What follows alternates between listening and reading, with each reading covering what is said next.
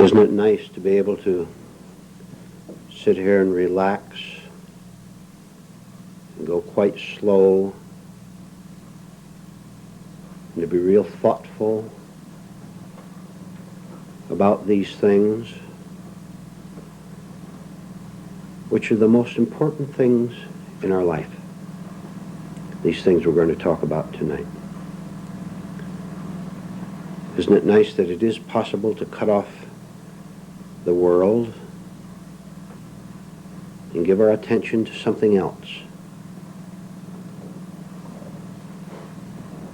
And maybe for a split moment in this class tonight, catch a glimpse of something that isn't a part of that madness, that mad world that we've been living in, perhaps today or all our lives, but that has total power over it. So that you know, so that each one of you in this room knows, without a doubt, without any question, that there is something in you that is indeed stronger than the world out there.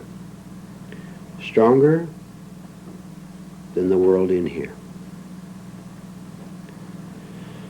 So do relax and slow down with me and think with me. Slow down.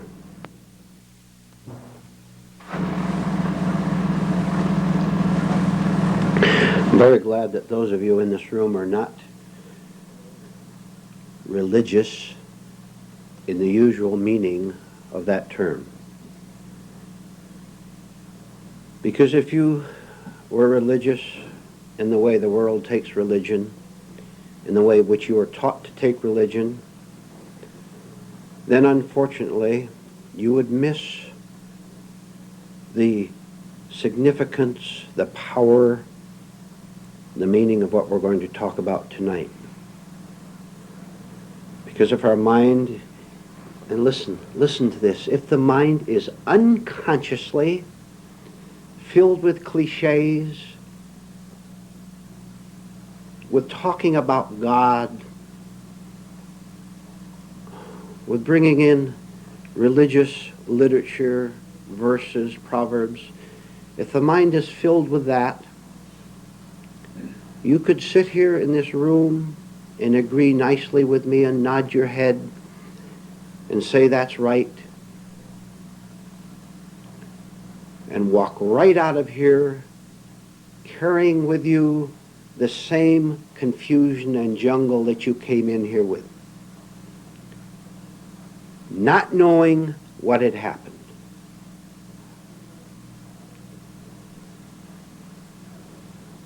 So can you sit here quietly without twisting anything that is said according to what you already believe, according to what you want to hear because it is familiar or because it makes you feel comfortable? Can you have no set religious beliefs at all? Completely cut them out so that the you, the self that came into this room, is not active, is not operating, is not thinking fast and hard, is not leaping in the way of what you're going to hear tonight. That is so important. And it's so important to discover that you're doing this.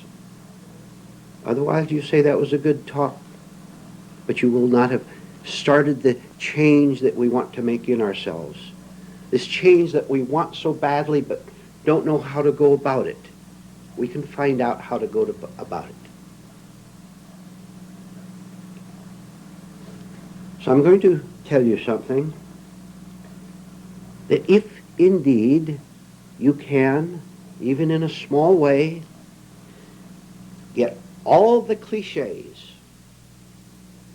all the wish to hear something familiar, if you can get everything out of the way, then what I'm going to tell you will fall on another part of you and you will feel it, and you will come alive, and you'll go out of here not quite knowing what has happened, but feeling that it's right for you. That this is what you really want and have always wanted, but have never been able to find it. So not taking it religiously, according to your past condition and religion, I want to tell you that truth is all. That God, reality, truth, can do everything for you that you really want done for you in your life here on earth.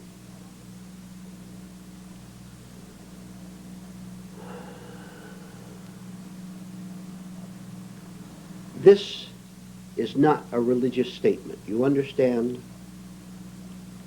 This is a fact. I'm telling you that it's a fact. I don't say this is your experience. It's certainly not the experience of billions now of human beings on earth. But I'm telling you how happy this should make you. I'm telling you that this something else that is not a part of my usual nature exists. It exists in each one of you. It can take the place of who you have always been, which has been pretty miserable up to now, hasn't it?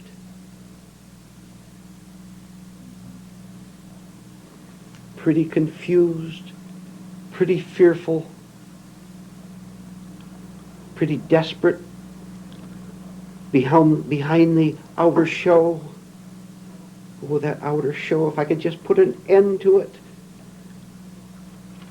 If I didn't have to quote spiritual proverbs to you, to other people.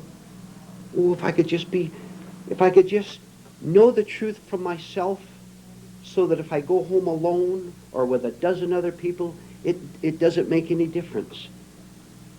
Because in the car or when arriving home, I have never left that inner state that I have found. It is always with me because I am it.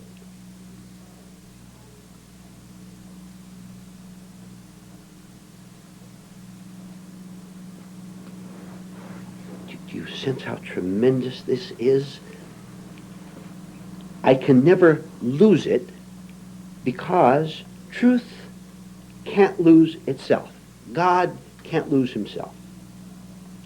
I am that.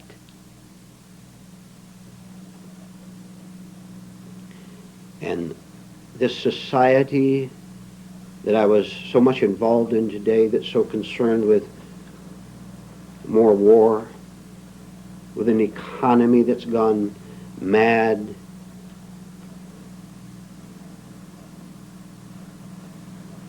seeing scared human beings advising other scared human beings.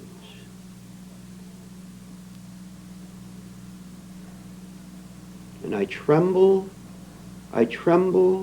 at the very thought of seeing through this masquerade.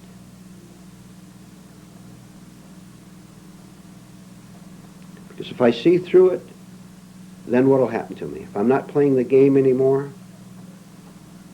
where will I be?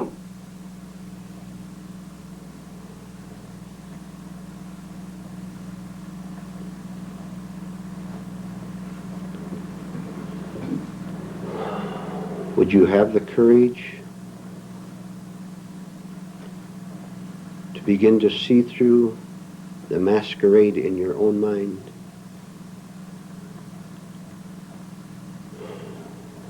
Could you start with that? Could you catch yourself making that phony remark? Enough at the start. Why on earth did I make that phony remark? Because see, that false remark was made out of fear, and it kept the fear going because it stood between me and this other thing, this truth, this other thing that we've talked about. So the problem is really very simple. The problem is simple. First of all, I have never known, not really known,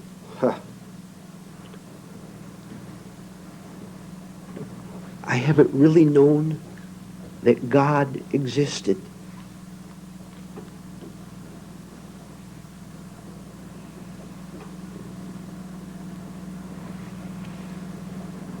I preached sermons, and I read the Bible, and I quoted Christ, and I prayed. Every night I prayed, and I memorized religious verses, but I didn't know that God existed. Because all this was an act of desperation, of feeling afraid, and therefore trying to find an answer out there.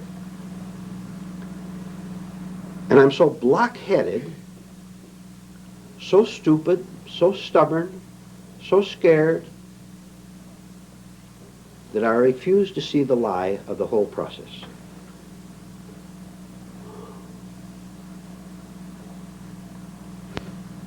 I'll fight you. I'll get mad. I'll lie to myself. I'll do anything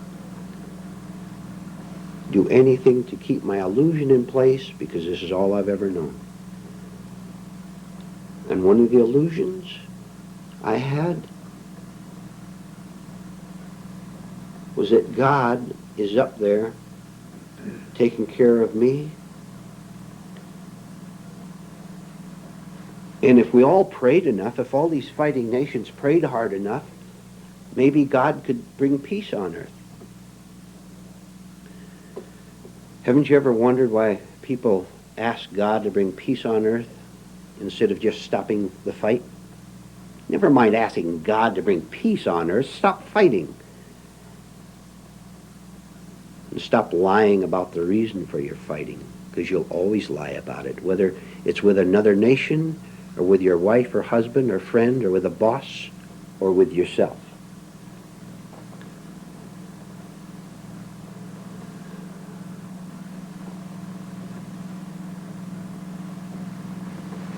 Oh, but if I give up my thoughts, my ideas, my religion, then I won't have God.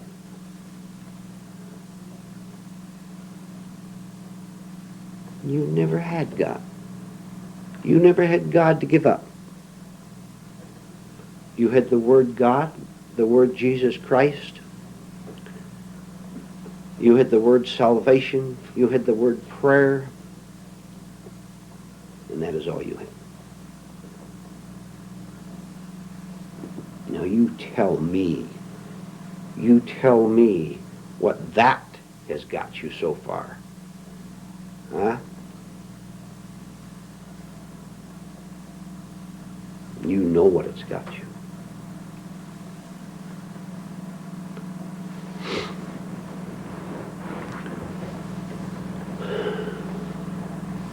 So I see myself in a very strange position now. I see myself having to give up my ideas about God. Thank heaven for the day.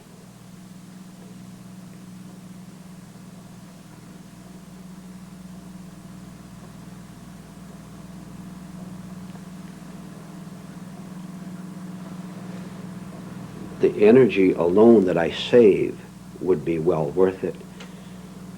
Have you ever noticed how boring it is to be religious? Huh? Aren't you glad when the sermon is over? Come on now. Aren't you? And aren't you sorry you have to get up Sunday morning and put on that suit and tie, and the pretty dress, and the fixed smiles as you go in?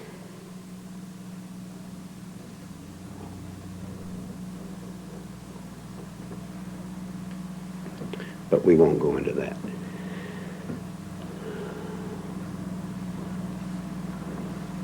So I find myself without any power at all to feel right, to be right with this pseudo-religion, pseudo-spirituality, which I have lived in up until now.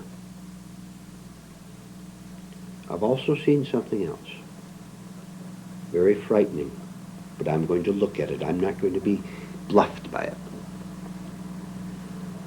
I see that I have no power at all.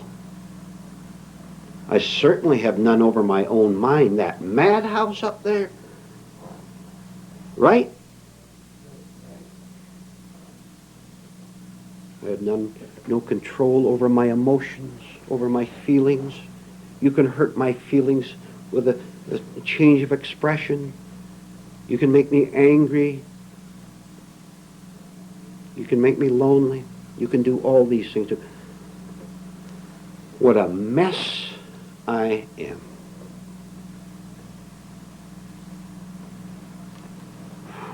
It's far worse than I ever thought it would be.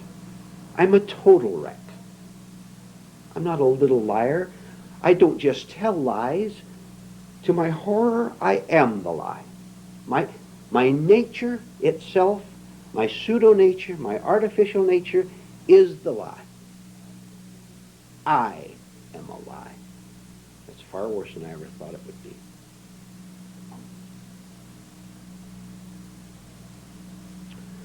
All right. So I have no power, but I do have something else.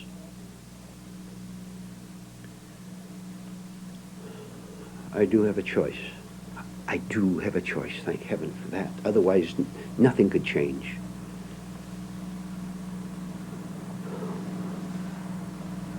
The battering, the fights, the fears, the anxiety, the bluffing, the fakery has worn me out. I don't know which way to turn. Life is pure hell. But I have a choice.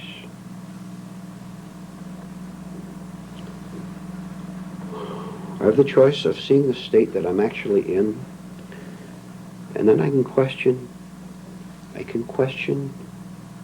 for the first time in my life whether it is possible to see something other than this state.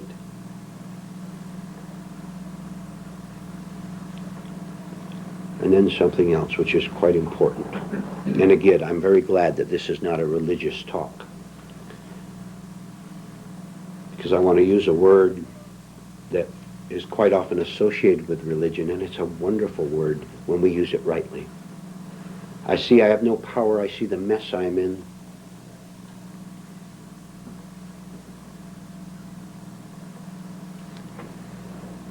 I can begin to consent. I can begin to consent to something that is not of me. I can begin to consent to something that I don't presently know.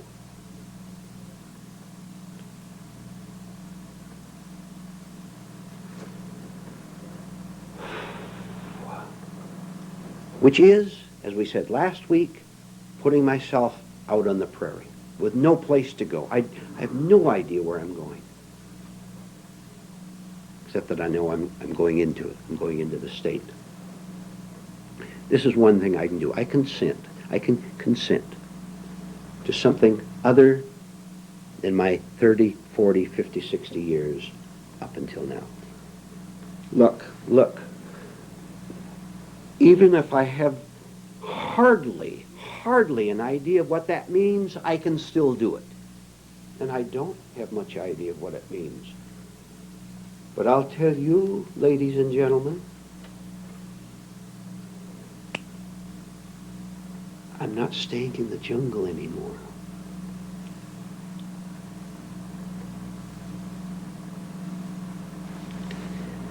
Somewhere along the way, I picked up a small feeling that I don't have to.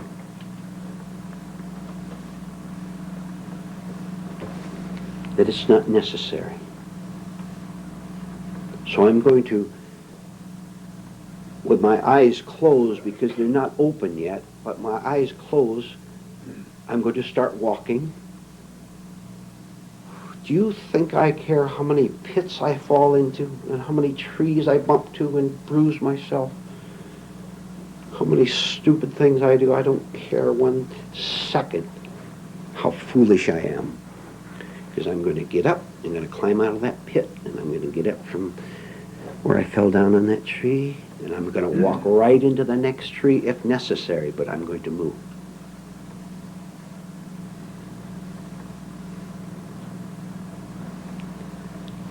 Because somewhere, this feeling is right. I know it all by myself, without you telling me, without reading a book that confirms it, without having to have it recharged from the outside. This is something that is not of my 30, 40, 50, 60 years.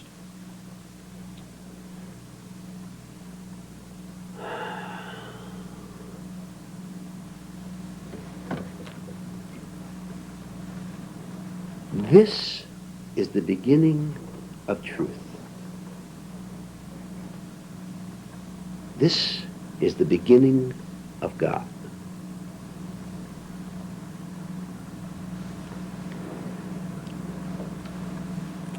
And all the adventures after that are astonishing is too mild a word. Tremendous is too mild a word.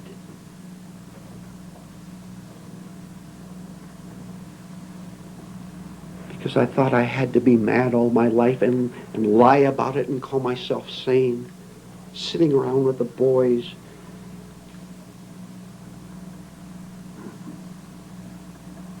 I thought I had to be a nice fella and lie along with them. Or a nice woman and meet at the club. I thought I had to go along with it and lie. How on earth did this ever happen to you? That I discovered this while here in this life?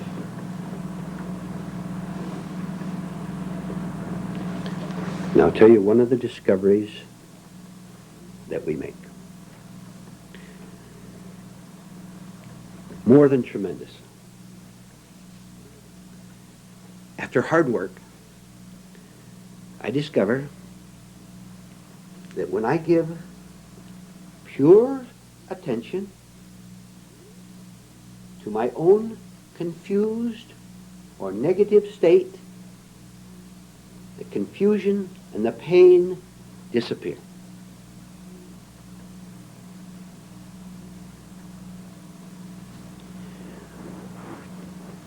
I'll say it in another way. When I can be alert enough, awake enough, all day long, right at the office, right in the home, walking down the street, and I can catch any kind of a painful thought, depression, you name it. I can catch it trying to take me over. When I give my attention to it, it vanishes. It vanishes because the attention replaces it. And that that attention is not of it, it is something else. Therefore, the two can't occupy my mind at the same time. Tremendous.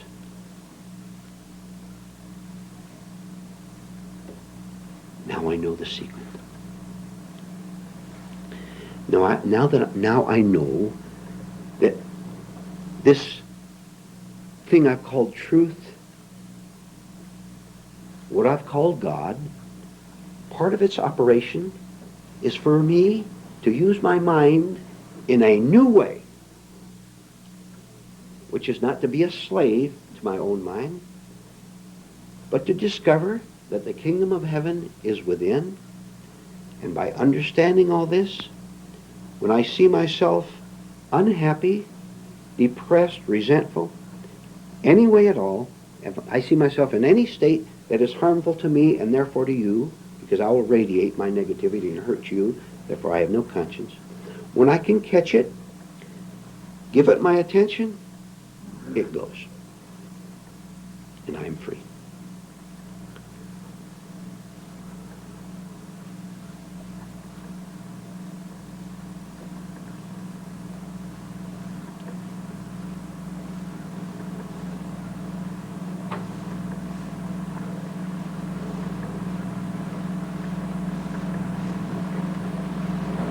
Are you going to go out of here?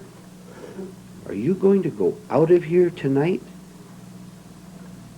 and go back to that same world you came out of?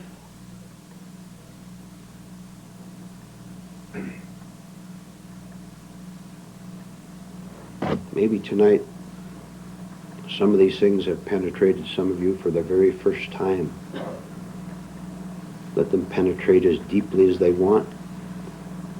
And at the same time, you watch your resistance, which can take about 50 different forms. One of them being, and this is one of the worst of all, one resistance you may have to this is that you already understand it.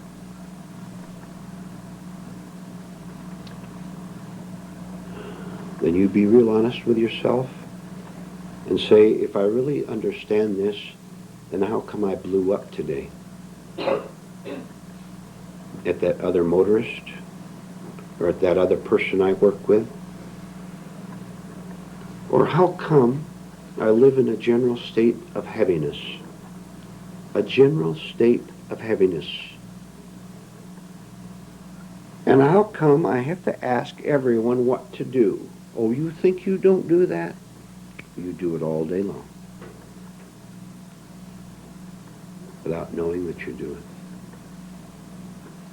Would you like to have the answers from yourself? I will tell you.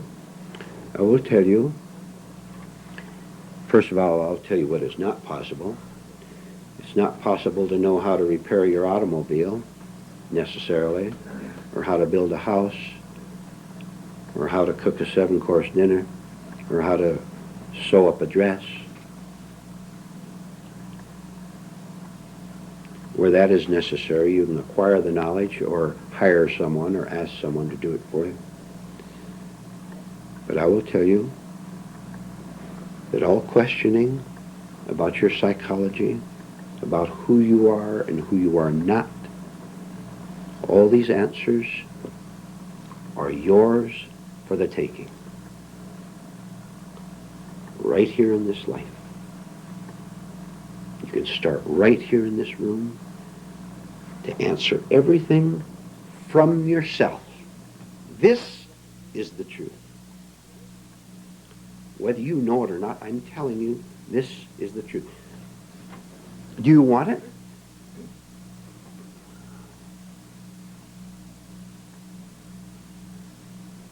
Or, at this point, do you still value the fight, the battle? If you do, then you make up your mind tonight that you're going to find out just where you are fighting this truth because you fear it's going to do something harmful to you. Going to do something harmful to you. What do you do to yourself all day long? I repeat, those of you listening to this tape, listen. What do you do to yourself all day long?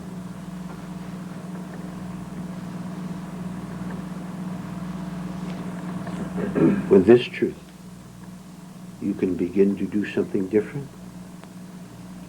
and it'll be effortless, and there'll be no doubt. No doubt.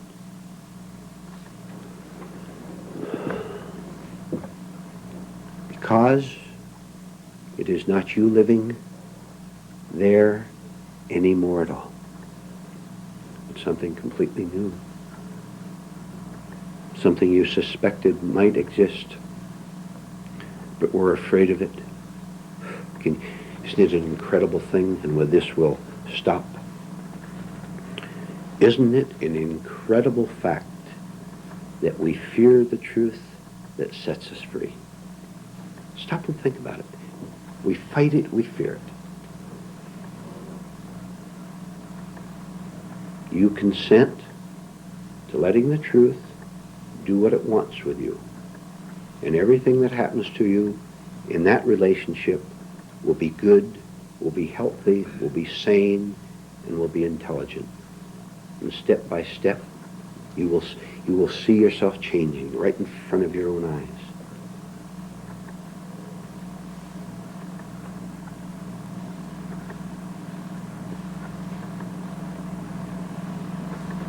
The truth is all there is.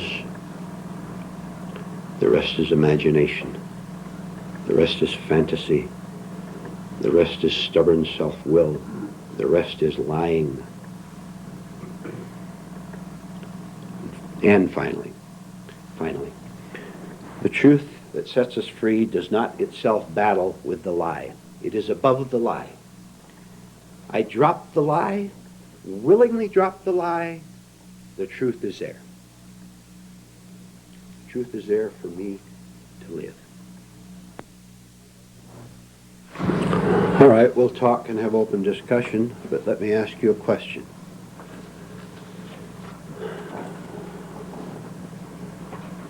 What do you suppose would happen internally if all this toughness, if all this aggression, all this fight against the outer world and against your own nonsense, if all this energy was turned in a different direction?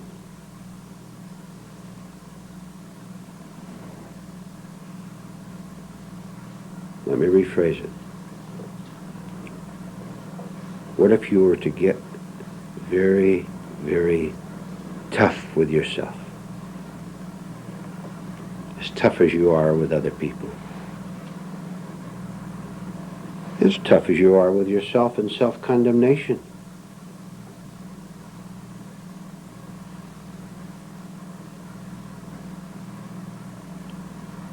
Why don't we get tough in the right way so we can clear out the mess?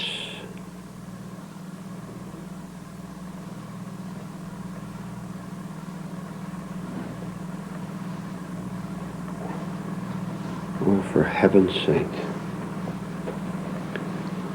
99% of all my hostilities and aggressions and antagonisms and malice are unseen by me. Therefore, wasted energy.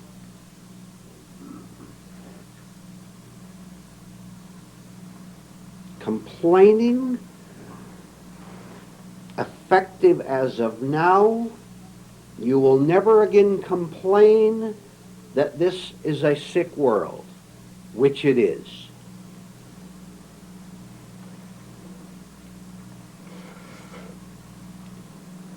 Because when you complain, that means you don't understand.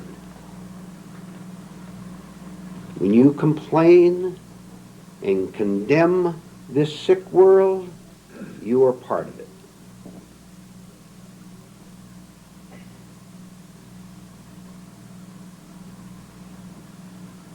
You can see without condemning.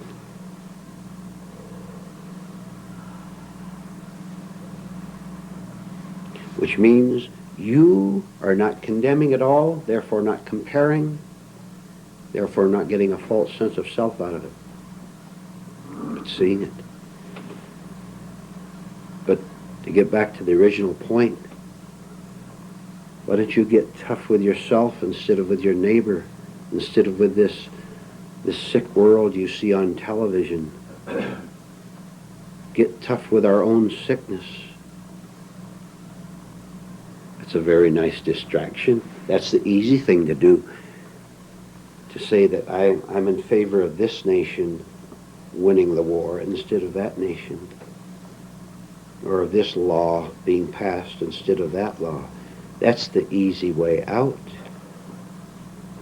Now you don't have to see what a liar you are.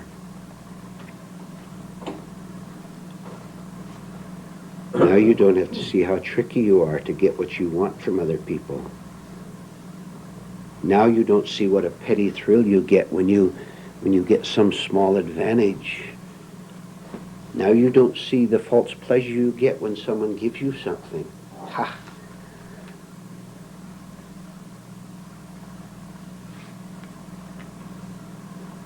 You sell your soul for a box of chocolates.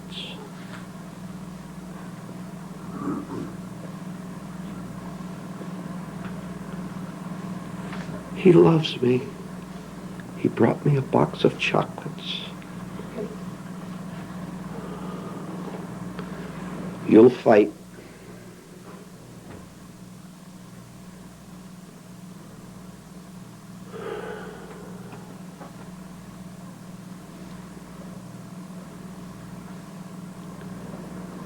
Comments? Questions?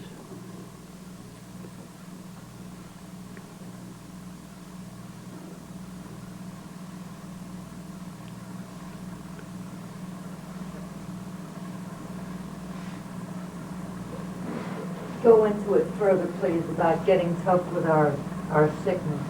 Yeah. All right. Instead of enjoying it, instead of enjoying the sickness, you understand, do you not, or don't you? Yes or no? Do you understand that you're having the time of your life when you are, well, I'm going to run out of fingers. You're having the time of your life when you are depressed, jealous, thrilled in the wrong way. You name a couple more. You're having the time of your life when you're doing this. Because that acts as a barrier that prevents you from seeing what you think, if you do see, will be the end of you, which it will.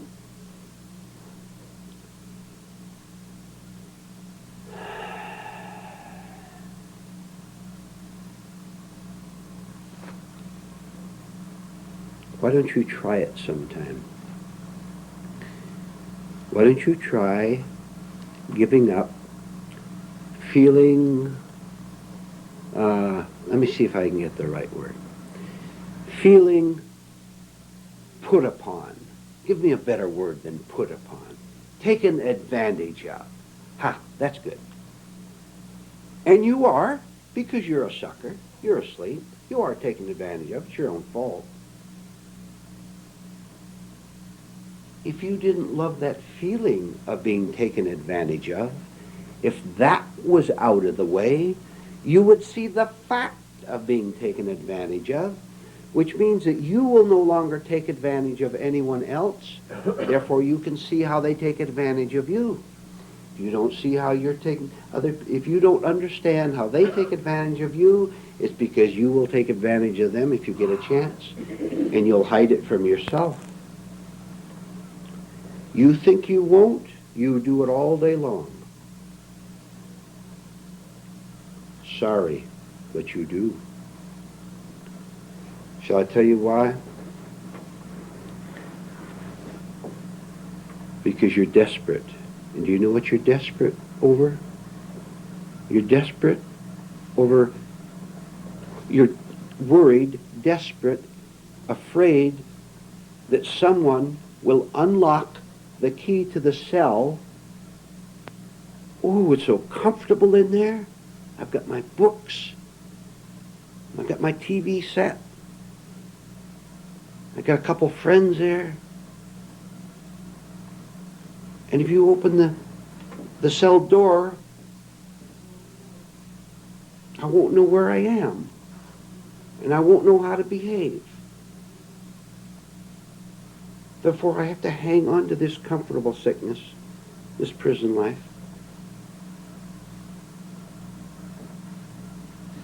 because I'm afraid of liberty.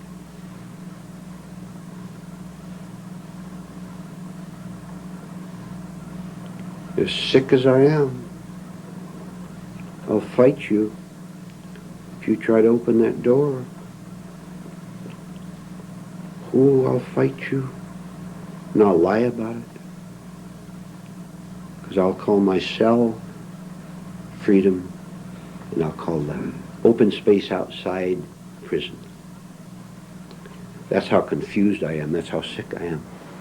See?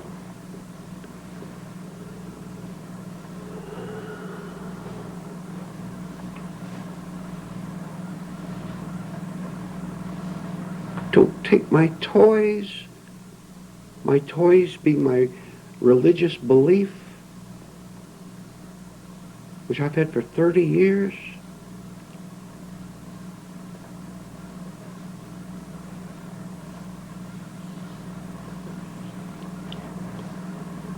What is your cell life really like?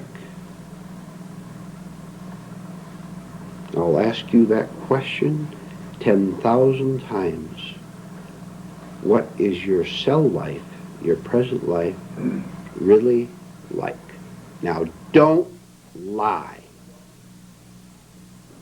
You've got to stop telling so many lies.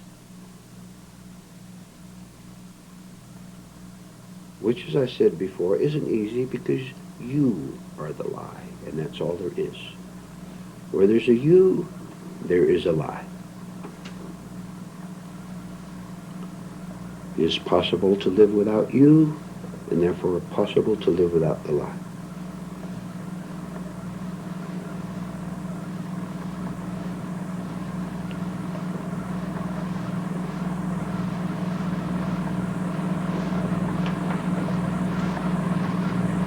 Now you'll go right out and lie some more. I'm not condemning you. I just want to make you quite alert to the fact that this is your state. Because this is your only hope.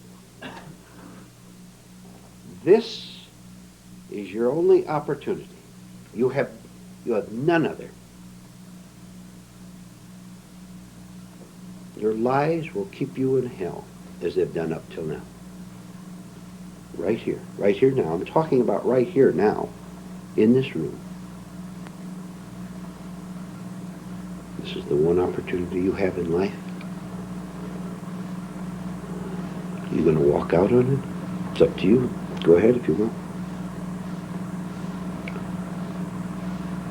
I'm telling you, you have no other opportunity. You'll have to pay the price. No, I understand.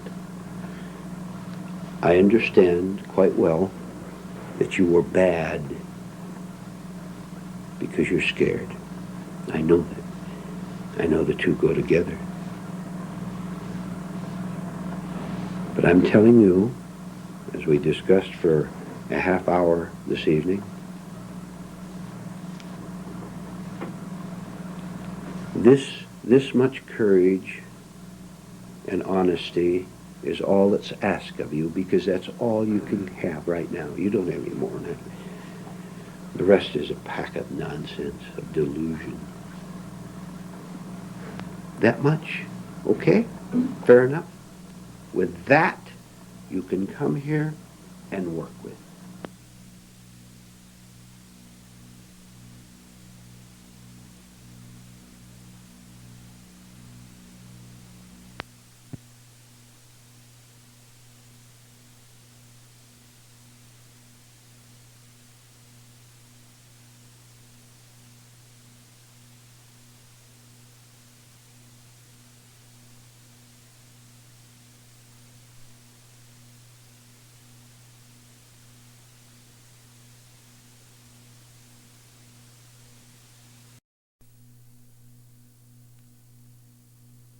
Would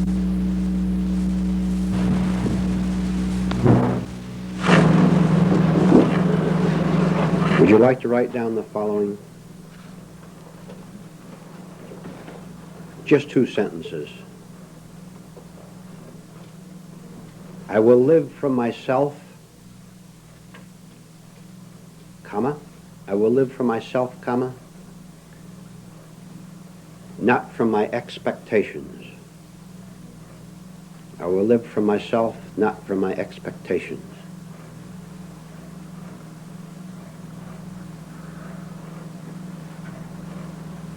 I am not my expectations. I will live for myself, not from my expectations. I am not my expectations.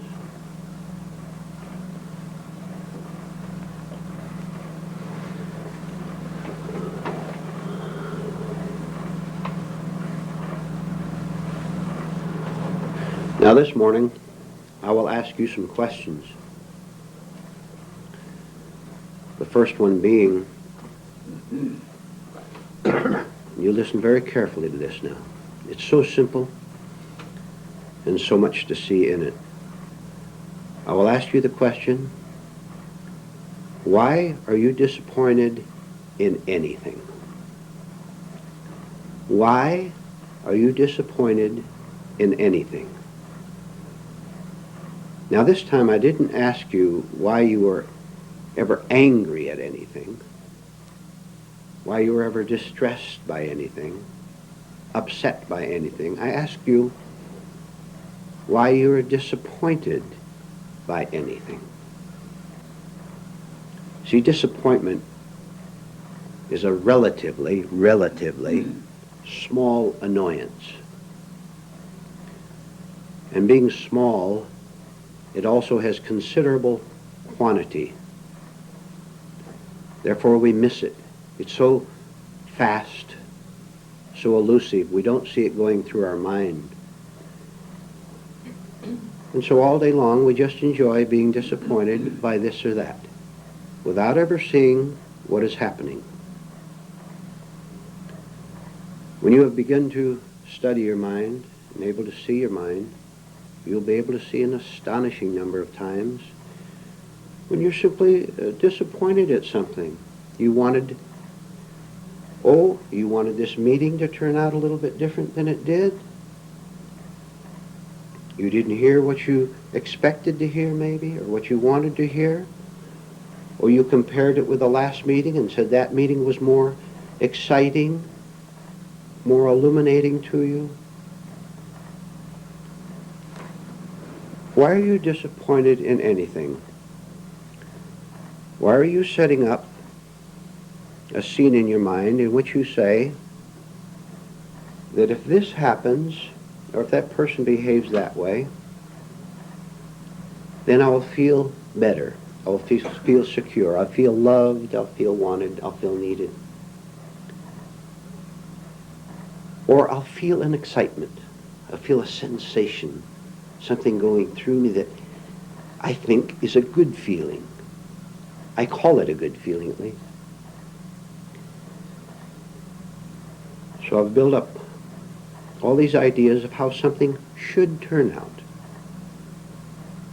I should have been appreciated for what I did for people. I should be accepted for being the way I am, whatever you have set up in your mind. And it doesn't turn out that way. And so you're disappointed and you feel robbed. Are you aware that this is happening to you all day long? You have set up a scene of if you do something for someone, or you put on a nice pretty new dress, or a nice new suit, or whatever. And there should be a certain reward to you from the exterior world, which will in turn enable you to give what you call a reward to yourself by saying, I succeeded in making an impression. I succeeded in getting a laugh with my joke. I succeeded in making people like me a little bit more, or whatever. And it didn't happen that way. It didn't turn out that way. This happens so often during the day and goes so fast that we never notice the frequency of it. Now, so we're going to start to notice, all of us here in this group are going to start to notice how disappointed we are in small ways. And we're going to see it happen because we set up the expectation that we should get this particular reward from someone or from an event. I should get the thrill from it. Having seen that we've set our own trap for ourselves, we're going to cease setting the trap and cease walking into it. But you can't do it until you see it.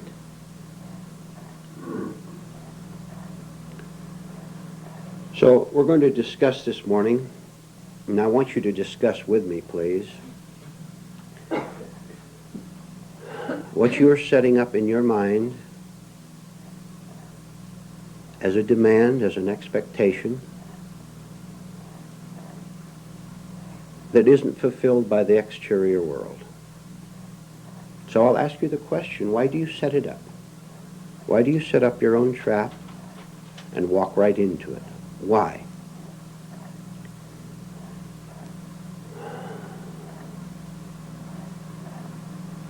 It's because out of this I get my feeling of self, my feeling that I am what? An important person, an impressive person, a person who should be rewarded because I am, I think, in my own imagination, a valuable person, which is the trap itself. Stop and think about it. Don't go so fast.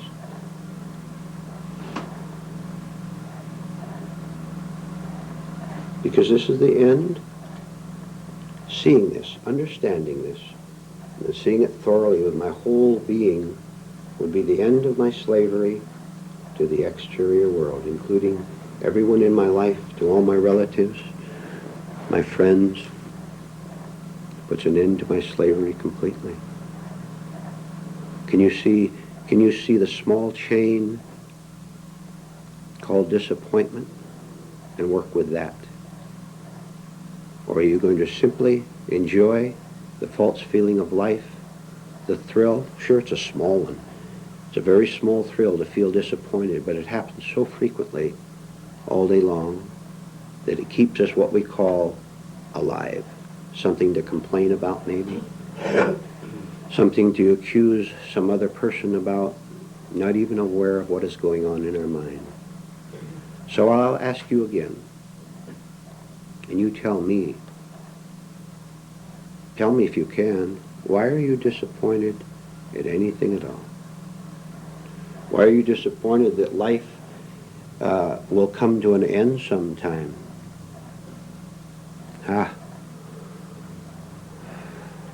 Are you disappointed at that, or is that too mild a word to use? The fact that your life and my life will come to an end on this earth sometime.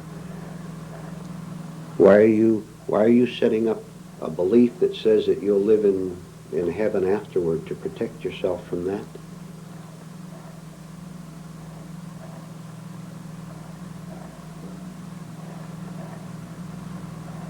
All right, I'll ask you another question. You keep that in mind, and I'll ask you another one. You'll see how all these are connected. Why are you afraid of your own confusion? First of all, may I ask, do you have confusion in your life and in your mind? Do you have it?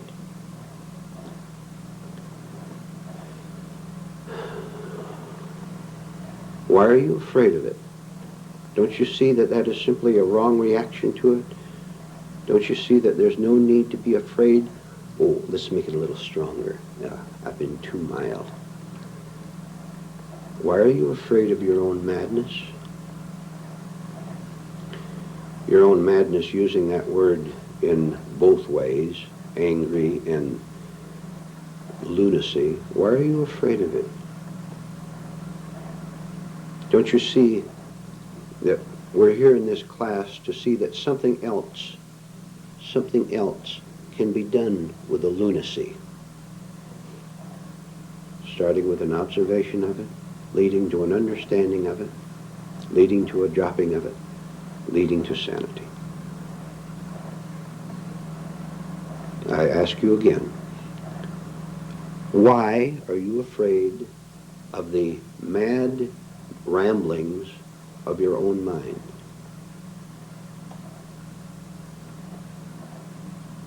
Oh, you didn't know that you were afraid of your own mind?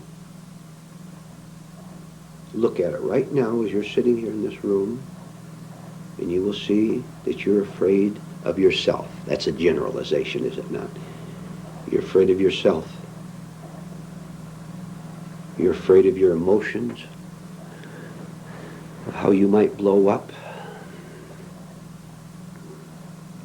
how you might goof something, because you sense and rightly sense that you're not in control of your own life. Why do you have the reaction of being afraid of it?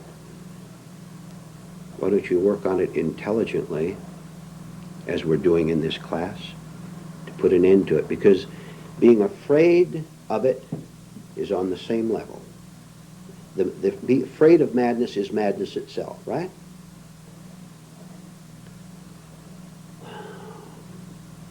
Now,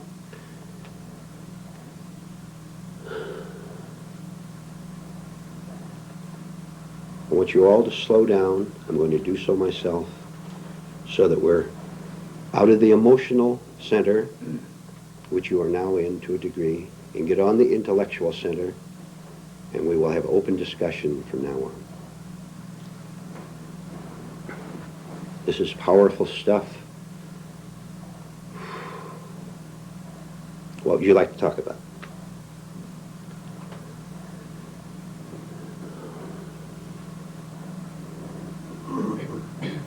Can you see? Yes. Can we elaborate, Vernon, more on this last statement that you said we are here to see that something else can be done with these mad states we have, or this mad... Well, look, I see the state I'm in. I actually see an emotional state, an angry state. If I try to run away from it, the running away from it is on the same level. Look, there's only one thing I can do with a state, a mad state. What do you want to call it? Confused state, a disappointed state. There's only one thing I can do. Stick with it, which is terrible. Let me take a different path. Can you find places in society, out in the world, which is our school, can you find places out in that world where you can consciously tremble at something? Where are you in a situation out in that world where you're afraid? Can you sit in that stage, in that state, and watch yourself tremble without doing a thing about it? Without doing a thing about it?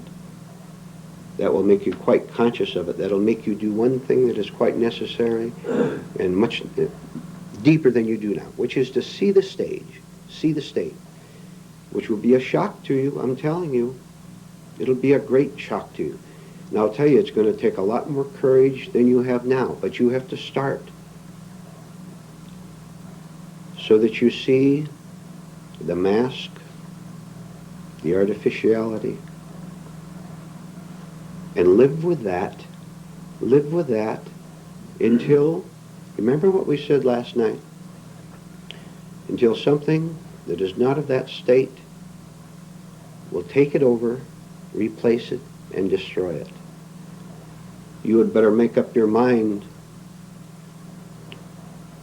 that you're going to go not 10 times farther, but 1,000 times farther than you have up until now. Otherwise, you will all of you here who have been coming here all this time, sit here in a state of thinking you understand when you don't. Then you'll go out of there still scared.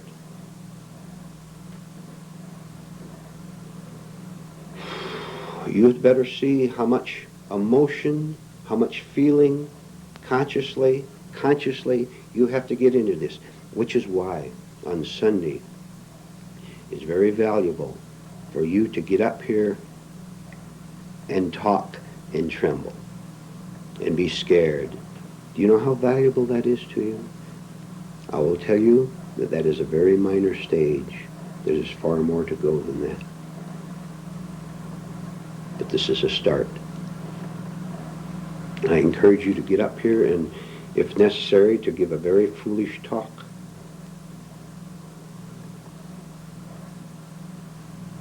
Which will put you through a lot of humiliation, which is quite necessary. What else? Yes. I want to mention an incident that happened to me this week, and I don't know if it's on the subject or not, but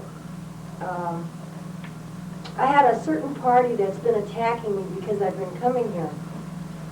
And this particular person said to me, a lot of people turn to alcohol, a lot of people turn to having dogs, a lot of people turn to this or that, and you have to turn to Vernon Howard. All right. Excuse me, go ahead. No, the only thing is, of course, I reacted, Sure. All right. Let me ask. and I threw the person out. That's a reaction. Yeah, that's really wonderful.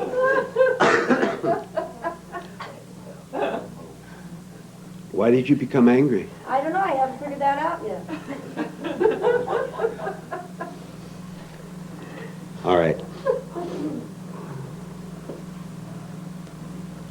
Would it be because there is a fear that the other person within us, that there is not the surety there, and so would it be that there would be a fear that the other person might be right, and we don't want to admit that? Oh, yeah, that's very definitely, yeah. So you have doubts, and maybe the other person is right about this. And so they've destroyed your pseudo-security. All right, I'll ask you a question now, as best you can, and don't be afraid to answer. Do you think there's something right about this? Yes. Huh? Yes. Why are you disturbed when anyone makes remarks like that? Why are you disappointed? Huh? I don't know, I didn't want to get into an argument, so I told him to leave. All right. Let me ask you another question. Aren't you able to observe a person and see when they are in a sarcastic mood, was it? Could that be a right? Can't you see someone in a sarcastic mood and know that that sarcasm is wrong, and that you feed that by arguing, by fighting? Why are you feeding sarcasm? Don't you know it's wrong? Don't you know the other person is afraid too?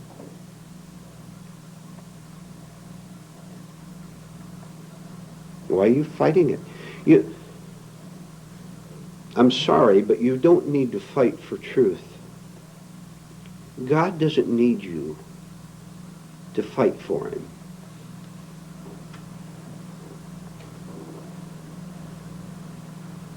Besides, when we fight to defend the truth, we're not defending the truth at all, are we? What am I defending? Myself. You tell me, Myself. because this is open discussion now, of course. And I may be defending the idea that I know the truth and I'm getting it here. That would be an idea, and it is a right idea, but I've identified with it in the wrong way. You wanted us to ask an intellectual question. Yeah. Can I mention something emotional? Try it. See what happens. Okay. You asked the question, why are we disappointed? And I simply want to say, I don't know the answer to any of those questions. Okay. That's why I asked it. To make you look into your own self and ask yourself, why am I disappointed when I don't get the raise or whatever? What do you want? Why are you disappointed? What false part of you, look, what false part of you has made a demand? Was this, yeah?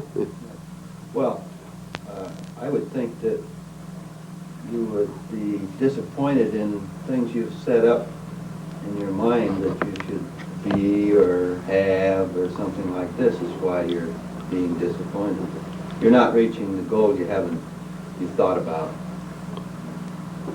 This will make me secure if what? You name it. If I get married, if I get the new home, if someone likes me, if I get the letter I'm expecting, I get the phone call, the business deal goes through, whatever. Why do you set the trap? That's what I asked earlier. Why do I set a trap for myself? Why do I say that life must unfold according to my desires, according to my demands? I'm walking right into it, which I've done all my life. Because I've identified with my desire. If this happens, I will be somebody. You won't be anybody at all. You will have the illusion and the emotion of being somebody. And that's what we lean on, and that's what has to be propped up every 5 minutes.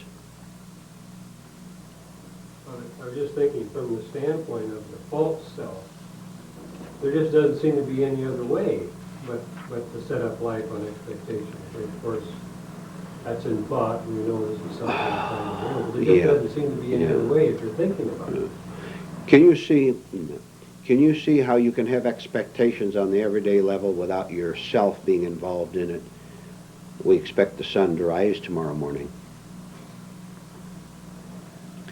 I expect that the milkman will deliver milk. Nothing wrong with that. This is truly incredible. In order for me to want an expectation from life, before that I have to assume that life indeed has a flow. In other words, that something does come from life, even before I expect something from it. Well, say that again or in Whereas another this way. total, I'm talking about the false self, the total madness. Even before you start expecting things from life, before you can start expecting that, you also have to have the assumption, which obviously is not true, that indeed life gives something. That indeed there's a flow in life. Yeah. Oh, yeah, that's all right.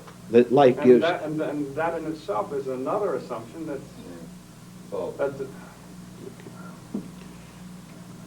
The division comes where we begin to require that life will produce a certain thing according to my order, is going to produce something. And when we learn how to go with whatever it produces, then we're really free, then we're really alive. Yeah.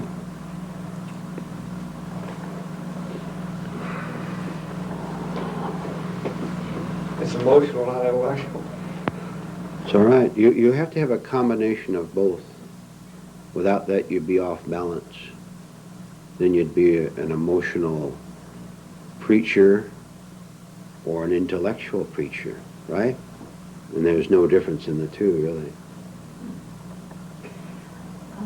People say that they only expect good, but this is a very big lie, because if anything happens, right away the mind runs to negative happenings, and it really isn't an expecting of good things. It's mostly an expectation of bad things. I've noticed it.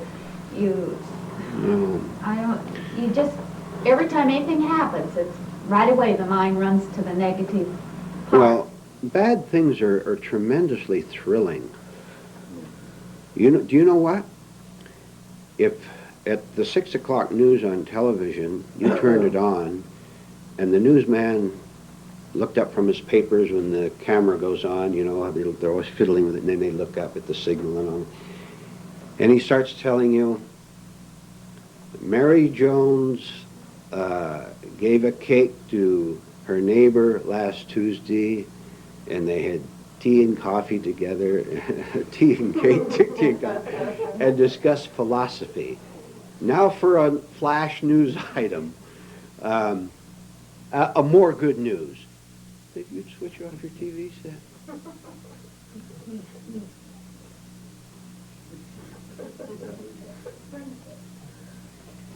Carry it a little further, just a second. I think I got something going here.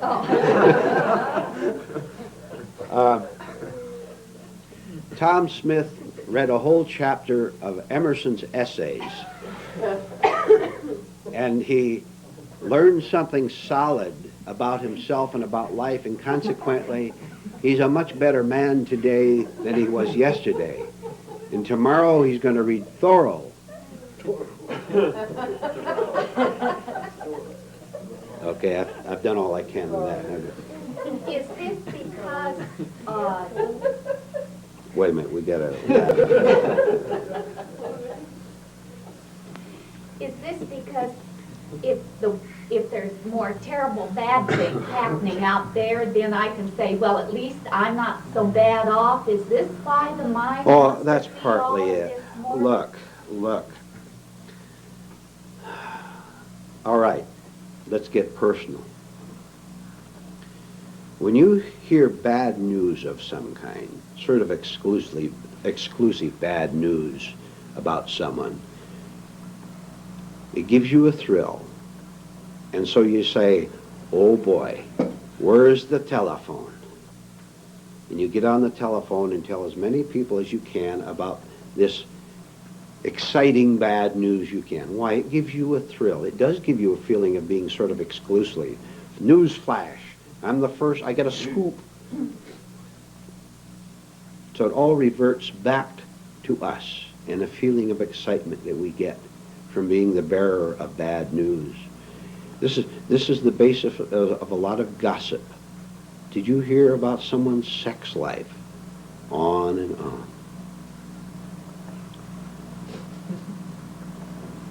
And if you had a satisfactory sex life yourself, you'd be bored with the sex life of your neighbor. You're trying to substitute, and you get the thrill out of talking about it. I keep seeing a hand waving out here. I think it's Joan. Yeah, you know, you tell us to question our motives, and something happened yesterday morning, and I learned of something, and it shocked me. I had a number of reactions, and I was going to tell a few other people about it. I understand, yeah. And then realized that my motives would be wrong, because just as you say, I've always done this to get, first of all, if it's an exclusive, then they certainly, the reaction is going to be what I want, because it'll be shock, it'll be surprise, and then there'll be lots of talk about it, and everybody, including me, will be getting a very full feeling of life. And I kept my mouth shut, and it wasn't easy, because I habit understand. has always been to talk about it. Yeah. And see the shocked expression. Yeah. All right, now.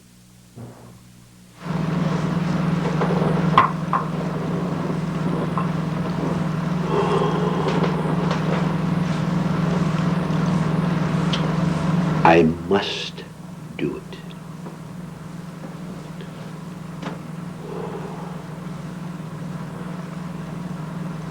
Right? You understand?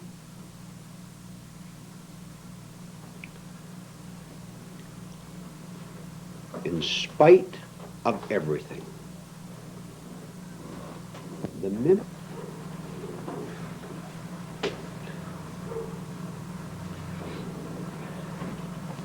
when I gain a small victory, which is a small insight, a little more understanding, having passed through a certain humiliation, a certain sigh of seeing that I wasn't as strong as I thought I was, once having gained some little small victory, what do?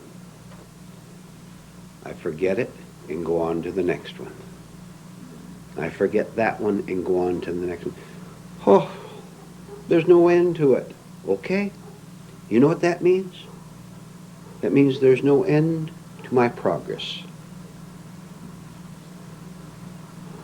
Whatever age you are now, you will be working on this for the rest of your life.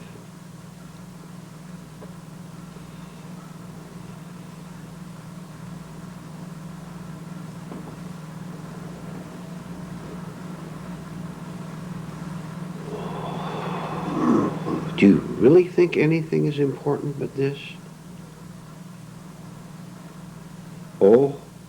Oh, then why do you get thrilled? when you made a good profit in your business and get really excited over it? I paid, boy, I tell you, just 3 years ago, I paid $16,000 for that house, just 3 years ago, and I sold it for $28,000.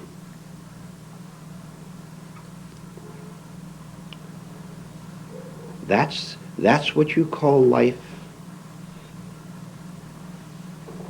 That's what excites you.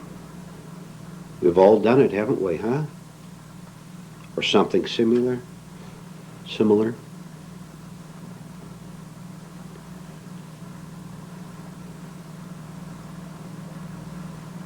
We've talked about flattery. Someone flatters you and you feel for the moment exalted. That's what you call living. That's what you call happiness.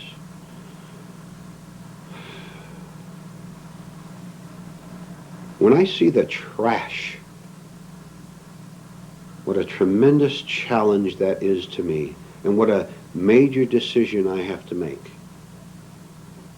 I'm either going to work on that trash, which is very difficult. Who said it's easy? It's very hard.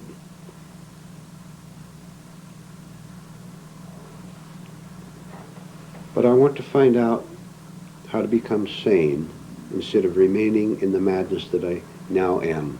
So the question of whether it's easy or hard has no meaning. I do it. I do it. And I see how I've bluffed at every corner, bluffed you and bluffed myself, and played it safe by not putting myself in a position where I could see through myself. Now I'm doing it different. I'm going to find ways to see how weak I really am, how phony I really am. What's the matter with that? Is there anything wrong with that? Is everything right with that?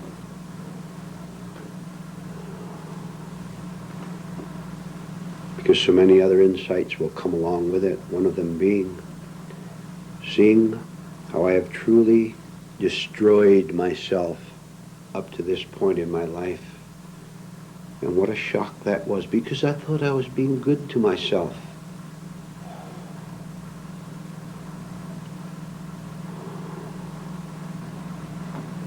I thought I was my own best friend. Now I see I was my own worst enemy.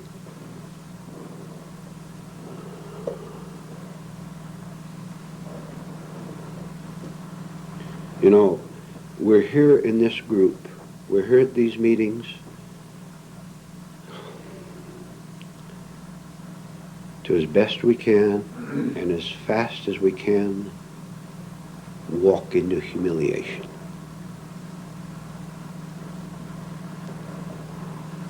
Walk into places where I don't want to go, but I'm going to do it anyway. Because I see there's no other way to get out. I can't avoid the jungle anymore. I tried to. You know how I avoided the jungle and how you avoid the jungle? By calling it a paradise. By calling it a pretty woods with singing birds and green trees and apples and peaches and apricots. I called the jungle an orchard. And we had a conspiracy between us that we would all do this.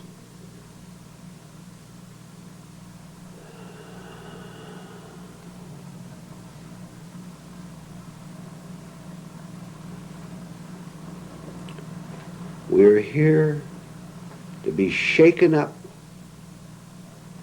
not wanting to be. Right? Fair enough? Fair enough?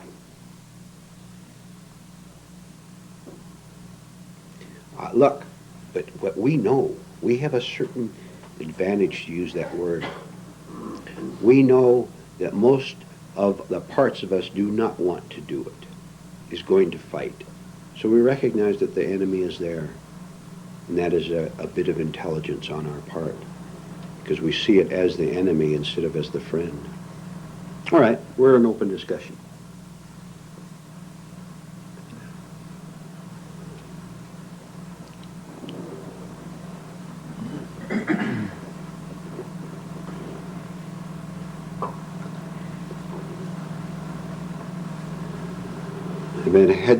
Any of you had any shocks this morning? Any disturbances this morning? I saw yours, Rod, in your eyes.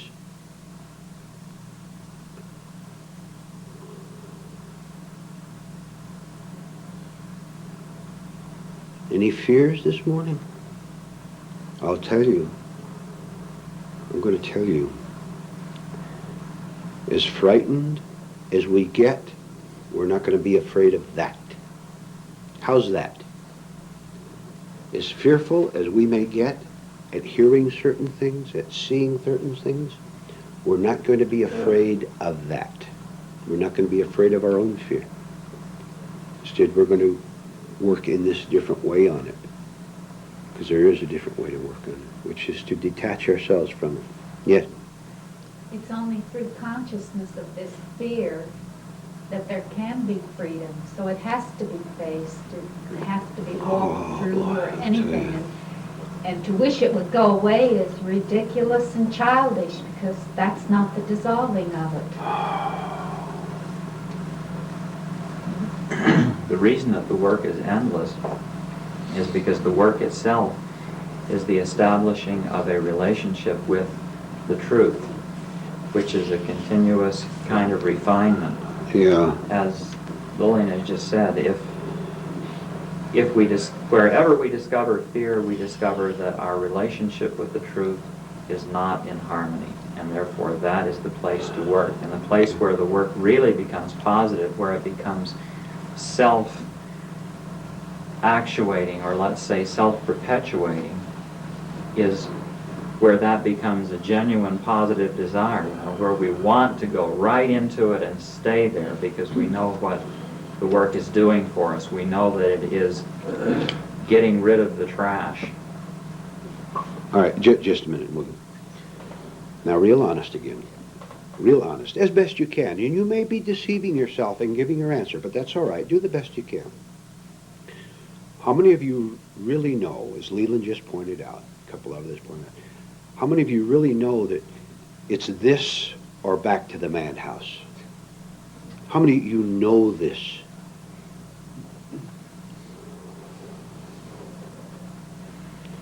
So, we're here to work. That's all there is to it. Right into it. Getting ripped apart. Okay, rip me apart. This is good news. Yes, yes. And I'll add my usual addition to that. There is no other good news, is there? No. Remember the good news of getting married or getting unmarried? Yeah. Remember that good news? It went out the window, right? Out the window. The good news that after working real hard for your career, you finally got that break you've been hoping for and you got that position. That's the good news. You can hardly wait to tell your wife or husband the good news. And even while you're telling the other person the good news, you're afraid. Right? Do I see? Yes, Dorothy. Yes. When I flew to San Jose this time, the airlines booked me on a flight that didn't exist, and I wound up in Reno instead of San Jose. Okay. The time before that, I was supposed to go from San Francisco to Eureka, and because of the airlines, I wound up in Seattle. Now, my brother said, what are you doing that attracts these events into your life? But I was thinking, well, this is a good work project to just enjoy the ride and not be all upset about it. But I don't know what I'm doing. There are two answers to it. Shall I give you the two answers? I'll give you two answers. One, Don't expect anything but confusion in a confused world, including airlines, including grocery prices, including... Why do you expect anything but confusion in a mad world? Two. You can reduce it but not eliminate it, because you can't change the mad world. You may even deny it. Did you thoroughly investigate in every way possible and ask yourself, this is a good question, ask yourself this every day, on the everyday level, where could something go wrong? Am I simply going to take their word for it? Am I going to thoroughly investigate? I'm talking about using your mind properly. Did you use your brains properly in making the reservation? I felt that I did. I got them 2 weeks ahead of time. I paid for my ticket ahead of time, so I wouldn't be that last-minute rush. I checked the number of flights for San Jose for that day, and they ran it through the computer in San Francisco, the whole thing. And they assured me that I had a flight for this day. I don't know what else I could have done. You should have got a little suspicious when they said all out for Yokohama. And I